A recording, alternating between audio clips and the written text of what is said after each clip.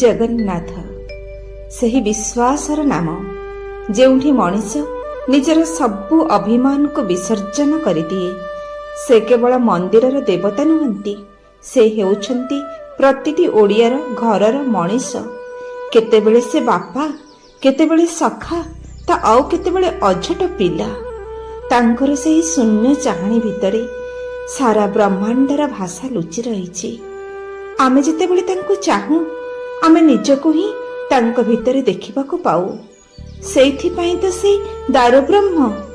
ତାଙ୍କ ପାଖରେ କୌଣସି ପ୍ରାର୍ଥନା କରିବା ଦରକାର ହୁଏନି, କାରଣ ସେ ହେଉଛନ୍ତି ଅନ୍ତର୍ଯ୍ୟାମୀ।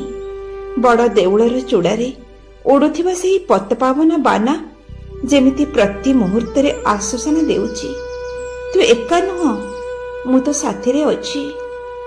କାଳିଆ, ତୋ ହାତ ଅଧା ବୋଲି ସାରା ଜଗତକୁ ରଖିଛୁ କୋଳେଇ। ତୋ ପ୍ରେମ ଅନୁରାଗ ଏମିତି ଏକ ବନ୍ଧନ, ଯାହାକୁ ପାଇଲେ ତୁଚ୍ଛ ଲାଗେ ଜୀବନ।